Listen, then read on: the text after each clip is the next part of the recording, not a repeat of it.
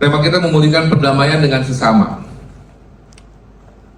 Supaya hati kita damai, supaya apapun yang kita ini, saya senang karena jadi bahagianya manusia itu bahagia menurut versinya sendiri. Tanpa sadar kita sering begitu ya. Kita tuh senang bahagia tuh karena versinya kita sendiri, bukan versinya Tuhan. Jadi kita harus sadar bahwa semua itu dari Allah. Ini harus kita sadar benar, harus diulang-ulang, bukan setiap hari aja, tapi setiap jam di dalam hidup kita.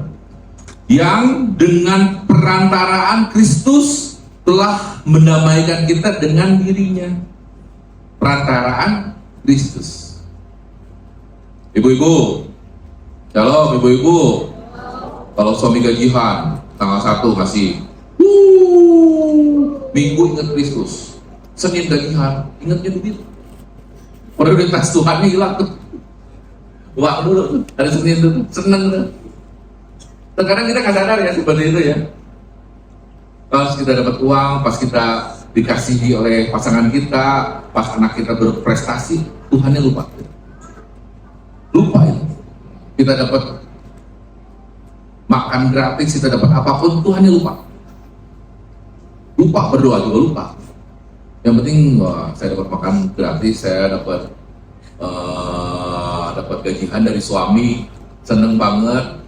Kita belanja ke Jogja dan sebagainya. Tuhannya nggak disertakan, lupa.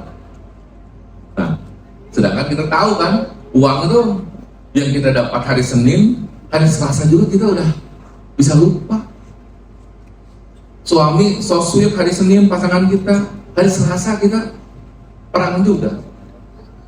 Nah kita tuh terkadang menggadaikan kedamaian kita itu dengan hal-hal yang dari Tuhan, dari ciptaannya Tuhan.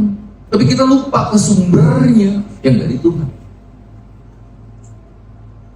Jadi penting ya Bapak Ibu ya, kita bahwa yang bisa mendamaikan hati kita, pikiran kita, perilaku kita terhadap sesama itu hanya Tuhan. Tepuk tangan untuk Tuhan.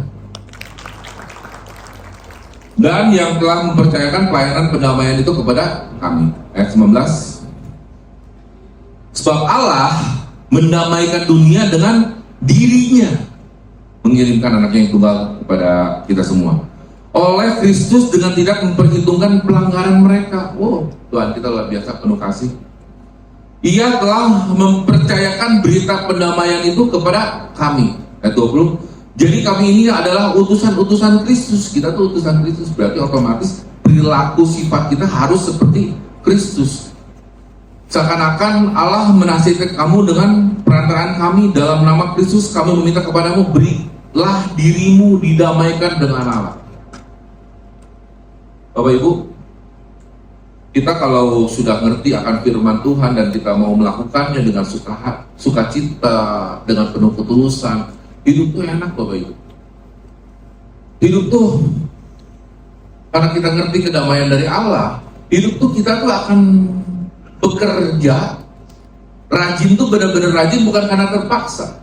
Menabung tuh bukan karena terpaksa, tapi karena kita cinta Tuhan. Cinta Tuhan, kita cinta masa depan.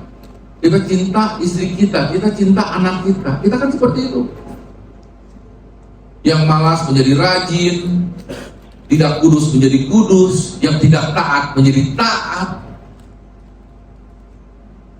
Yang asalnya seperti saya dulu suka cemberut, sekarang suka senyum. Hal-hal seperti itu kita akan berubah asal firman Tuhan itu menjadi otoritas tertinggi di dalam hidup kita, bukan pikiran kita. Saya selalu bilang pikiran kita tuh bahaya sekali. Kalau kita terlalu mendewakan, terlalu menghebatkan pola pikir kita tuh tanpa sadar kita tuh menjadi orang yang paling sombong. Karena yang kita otoritaskan hanya firman Tuhan, nggak ada yang lain. Tapi koking kalau uang kan asik ya, kalau pikiran kita asik ya iya, instan. Menyenangkan kita sementara aja. Seminggu, 2 minggu, 1 tahun, 2 tahun. Tapi setelah hal-hal tersebut, pasangan kita terlalu memuja-muja pasangan kita dan uang kita, akhirnya hilang tuh uang kita, hilang tuh pasangan kita, hilang tuh anak kita. Kita akhirnya carinya apa? Tuhan lagi. Jadi ban serep Tuhan. Tapi kalau kita dari awal ngerti, oh inilah firman Tuhan, kita harus sekarang nih jadi terangnya. Kita akan menjadi berkatnya banyak sekali orang ya. Kita tuh seperti kalau di mobil tuh nggak ada habisnya bensinnya, terus aja gigi 5 terus hidup tuh. Kita akan selalu mengerti, oh ini loh damai dari Tuhan tuh. Saya juga waktu dulu baca firman ini kan saya pernah baca juga ya, nggak ngerti itu maksudnya apa. Tapi setelah kita banyak bergaul, terhubung dengan Tuhan, ini penting sekali Bapak Ibu, terhubung dengan Tuhan, karena kita sadar kita adalah anak Tuhan, terhubung dengan Tuhan, akhirnya hidup kita damai setiap jamnya di dalam hidup kita akan dikasih pengertian-pengertian yang lebih untuk Tuhan, dari Tuhan kepada kita semua. Banyak sekali hal-hal yang baik. Jadi kalau Bapak Ibu di sini setiap harinya nggak ada pengertian yang Tuhan kasih kepada hidup Bapak Ibu, cek Bapak Ibu. Hati Bapak Ibu penuh dengan Tuhan atau masih ada banyak yang lain? Biasanya sih menurut saya masih banyak hal-hal lain ya. Karena yang di hati kita tuh hanya Tuhan, nggak boleh ada yang lain. Harta, kesenangan kita, zona nyaman kita, teman kita yang kita jadikan bestie dan sebagainya, itu harusnya cuma ada di pikiran kita. Hati kita tuh hanya milik Kristus, titik, nggak boleh ada yang lain. Jadi kalau kita sadar akan ini, hidup kita akan damai dan sukacita ya Bapak Ibu ya. Next, di Matius 5 ayat 9, ucapan bahagia, berbahagialah orang yang membawa damai, karena mereka akan disebut anak-anak Allah. Amin. Kita senengnya disebut anak apa ya? Saya bingung kan. Kalau di gereja kan, ya termasuk saya juga dulu kan pelaku juga kan. Kalau di jam pagi jam 10 sampai jam 12 sih, anak Allah. Lewat 5 menit aja, lupa kita. Khotbah isi pendeta juga yang kita omongin, karena kita lupa. Ya, lebih gampang ngajak orang kan gini kan. Misalkan kita ngajak orang nih, kita ke Jakarta yuk besok Senin. Langsung tuh di grup tuh langsung gas kopi, gas. Hari Senin lagi saya jangan. Tapi ada doa dulu, 2 jam 3 jam. Krik nggak ada di grup juga, yang lain juga nggak ada, diam aja, standar aja. Tapi kalau gas kita ke Jakarta, gas kita ke Bandung, cepet, larinya cepet, wah pergerakannya luar biasa. Tapi kalau hal-hal yang enak geraknya cepet. Tapi kalau zoom tentang khotbah atau apa, ya begitulah. Tapi kita harus sadar ya bahwa kita anak Tuhan. Kita harus berusaha mencintai makanan-makanan yang Tuhan kasih. Amin. Jadi kalau Bapak Ibu pikir saya begini, ujuk-ujuk langsung begini, ya enggak juga. Berproses juga. Mau menjadi anak Allah pelan-pelan. Tangga pertama, tangga kedua, jatuh lagi. Tangga ketiga, tangga keempat. Ubah pola pikir, ubah kebiasaan hidup. Banyak hal yang harus kita korbankan. Makanya pernah ada yang telepon ke saya, mungkin kalau yang pelayanan di gereja yang tertingginya, yang khotbah yang enggak lah, karena saya sama semua di mata Tuhan. Yang khotbah kalau tujuannya hanya untuk dirinya supaya divalidasi sama orang lain, misalkan saya nih khotbah nih, instastory-nya akhirnya besoknya muncul 100 slide gitu ya, yang diomonginnya tentang saya gitu ya, berarti saya lagi mengagungkan diri saya. Ya lebih keren kamu sebagai aset, kata saya, kamu senyum dengan tulus dibandingkan saya. Jadi bagi saya tuh pelayanan itu sama aja. Kita mau pelayanan aset, pembicara, penyanyi dan sebagainya, sama aja. Asal Bapak Ibu tahu, saya tuh sebenarnya pengen jadi singer, cuma ditolak. Nah, tapi kan tetap saya damai kan di hati kan, nggak apa-apa ditolak juga kata saya. Gitu. Jadi asal Bapak Ibu tahu ya, yang baru berjemaat di gereja ini, saya ditolak menjadi singer tuh kurang lebih udah ada kayak 100 kali Bapak Ibu. Tapi saya tidak gentar langkahnya, tetap maju. Saya percaya pelayanan saya mungkin bukan di singer, tapi di hal yang lain. Tepuk tangan untuk Tuhan. Nah, maksud saya Bapak Ibu pun harus seperti itu, harus punya mental kayak saya. Ditolak, datang lagi, tolak, datang lagi, tolak, datang lagi. Karena apa ya? Terkadang Tuhan mendewasakan kita itu lewat situasi. Jadi kalau Bapak Ibu perintisan gereja, kok di sini sukanya banyak, wah dukanya lebih banyak. Cuman puji Tuhan, dan ternyata sekarang mengerti ya kenapa Tuhan menitis gereja Rock Giant. Oke? Yuk mari kita sambut yang lainnya. Langkah-langkah yang harus kita lakukan supaya kita bisa memulihkan perdamaian dengan diri sendiri dan sesama. Saya tambahin diri sendiri Bapak Ibu ya. Kenapa? Karena saya percaya diri sendiri pun perlu diberesin dulu. Kita perlu refleksi diri kita. Kadang-kadang kita suka seneng sekali menyalahkan orang lain, tapi kita suka lupa dengan koreksi diri sendiri. Ini banyak banget orang lupa dengan koreksi diri sendiri. Karena saya selalu beranggapan, saya ngomongin tentang kesehatan, kalau diri saya sendiri belum sehat, siapa yang mau dengar? Jadi ya diri sendiri dulu sebenarnya. Langkah-langkah yang harus kita lakukan untuk memulihkan perdamaian dengan diri sendiri dan sesama.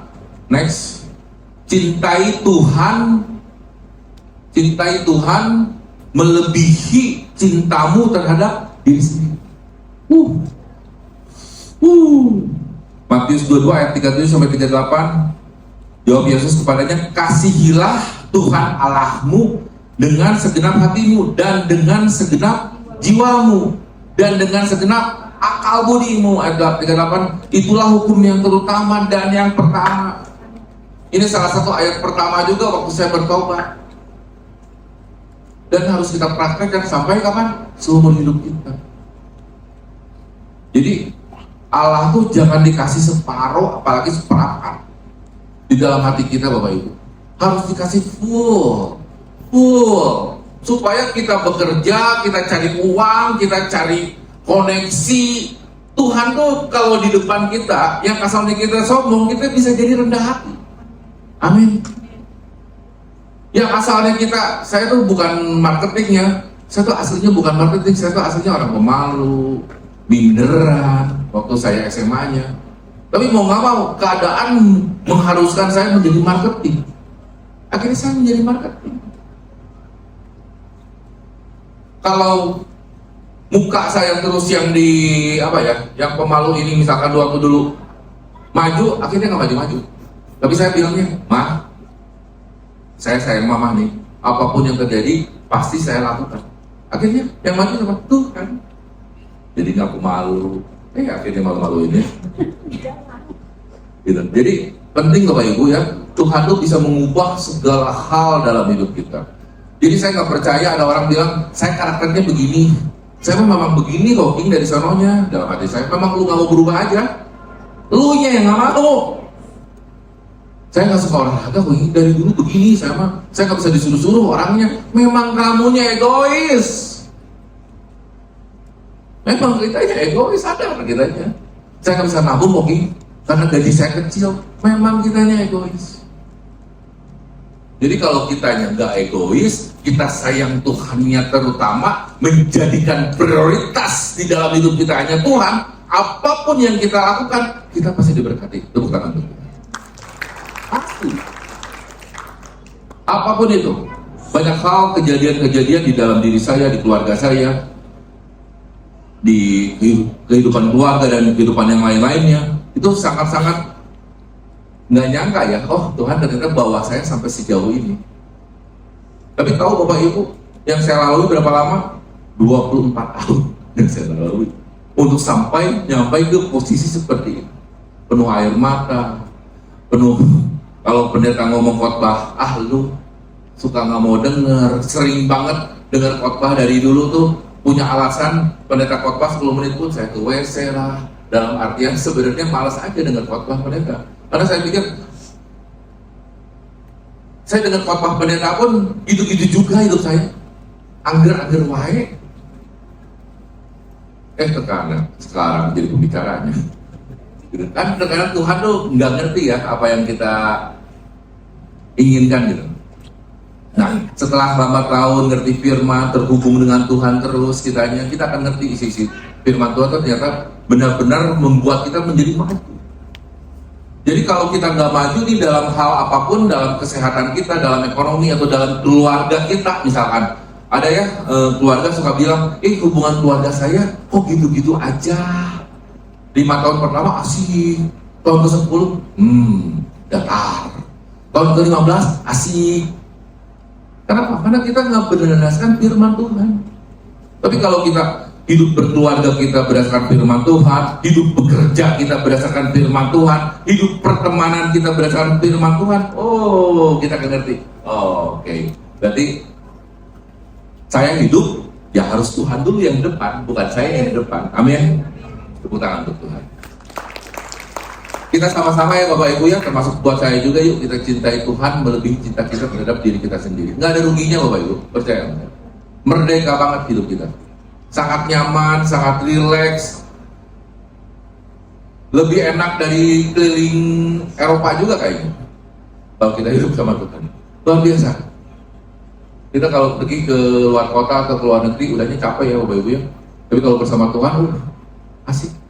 Nggak tahu kenapa hidup tuh senyum terus, happy terus. Ada kejadian-kejadian hal yang nggak baik pun misalkan ya, pasangan kita marah atau apapun, kita tuh dengerin bisa. Kalau dulu kan nggak bisa. Dulu mah kalau dengerin training cerewet sama saya nih, 5 menit pun saya cut tuh. Nah, gue dulu yang ngomong, lu udah 5 menit. Kalau sekarang lu mau 1 jam kayak 2 jam kayak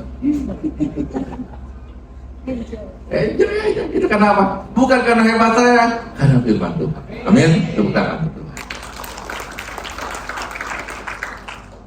Saya harap kita bisa melakukan ini sama-sama ya Bapak Ibu ya. Next.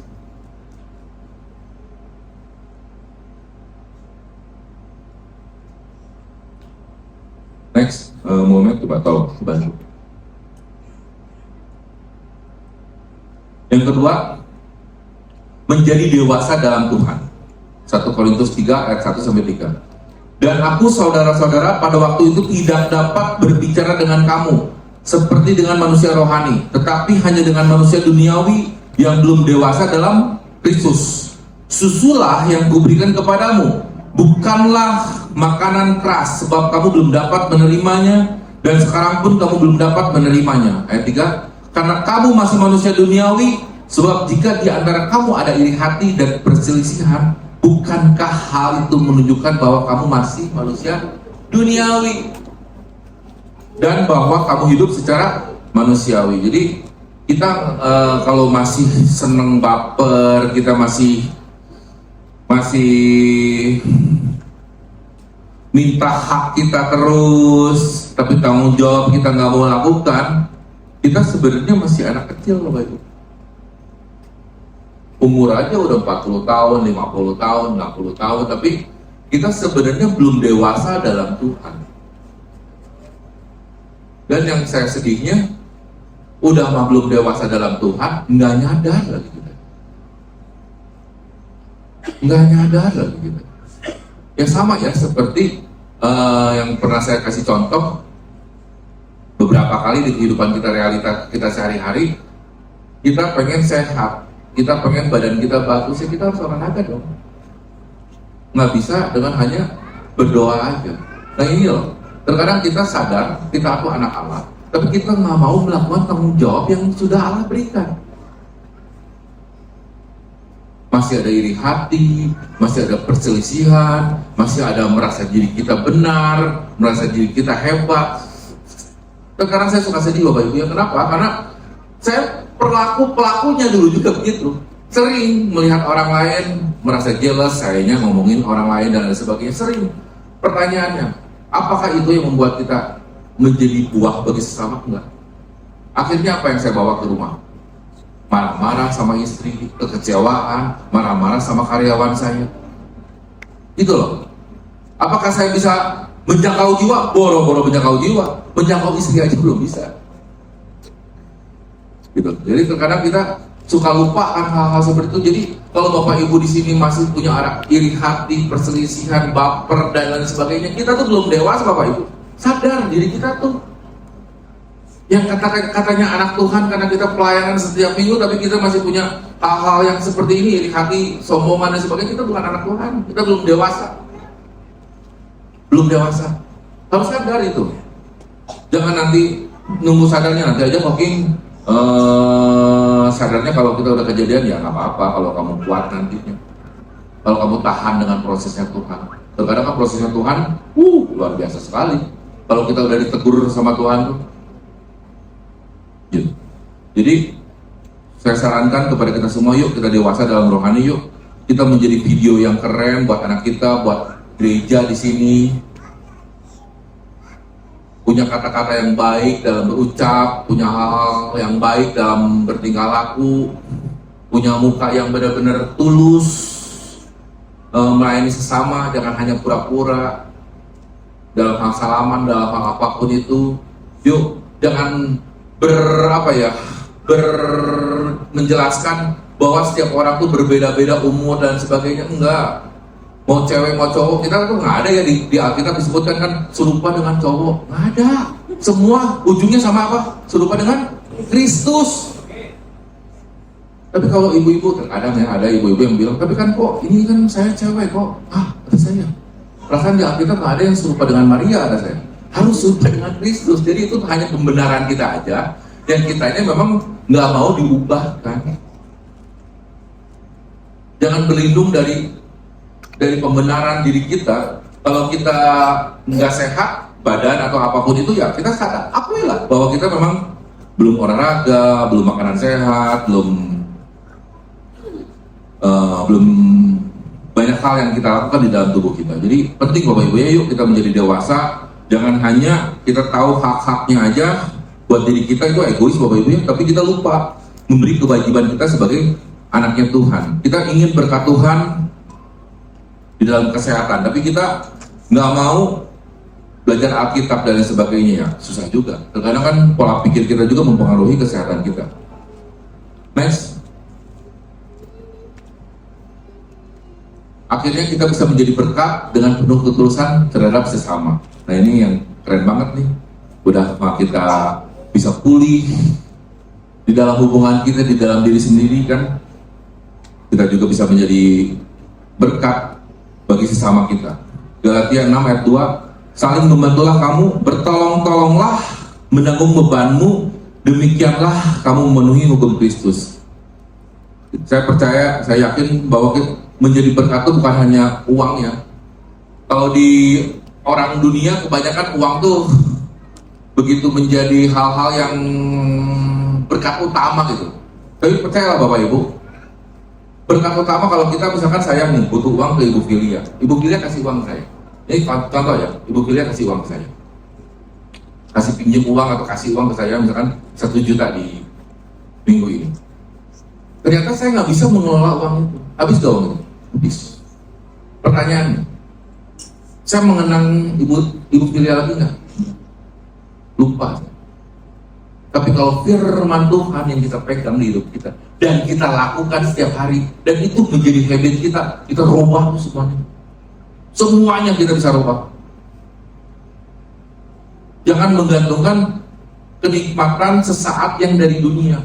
Manusia tuh bisa benar-benar hanya sesaat aja. Kita mungkin bestie ini di bulan Maret ini misalkan.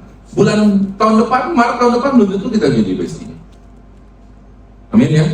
Tapi kalau firman Tuhan kita pegang, kita dengar, kita lakukan setiap hari, kita paksa lakukan. Saya selalu bilang, selalu paksa lakukan. Kalau nggak dipaksa nggak bisa, sulit. Karena kita seringnya daging. Akhirnya setelah kita bisa ini, kita bisa menjadi berkat buat sesama kita, penuh ketulusan, penuh cinta kasih. Wah, saya nggak bisa gimana ya ngomongnya ya. Hidup tuh ringan banget Bapak Ibu. Saya sering ngomong, pernah kan ada yang kesaksian ya katanya ya, pernah pergi ke surga kan, ada ya tuh video kesaksian di YouTube tuh, ada orang yang pernah pergi ke surga, rasanya nyaman, damai, hidup tuh bahagia dan lain sebagainya. Itu seperti itu. Di dunia seperti di surga, nyaman aja hidup tuh. Sering kan ada jemaat yang curhat sama saya, ada beberapa jemaat yang curhat sama saya. Ini kejadian baru nih, bukan di gereja ini ya, di gereja yang lain. Dia ketipu 500 juta. Marah. Suaminya nelfon siang, istrinya nelfon malam. Hal yang sama tuh, dengerin lagi. Besoknya juga begitu. Akhirnya saya pusing. Udahlah yuk, kita Zoom aja bertiga, ada saya. Oh ya kok gini, kita tuh hati masih, istri nggak bisa tidur katanya 2 hari. Aduh kata saya, nggak bisa tidur 2 hari ya. Akhirnya kita Zoom, ngobrol bareng-bareng. doa bareng-bareng tentang kehilangan uangnya itu sejumlah 500 juta itu. Kata saya, ini kan uang kan udah hilang. Terus kamu mau bagaimana lagi sih? Terus nggak damai itu, seumur hidup kamu kan rugi juga kita. Akhirnya didoakan, dipuji Tuhan, akhirnya beres. Akhirnya aduh kok bener ya, setelah kita sama-sama bangun mesbah, kita baca firman dalam Tuhan, kita plong hati kita, iya kata saya. Ya udah nasi menjadi bubur, uang kamu hilang mau bagaimana lagi kata saya. Masa kita harus marah-marah terus?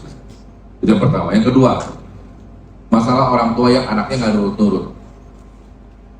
Curhatnya sama saya.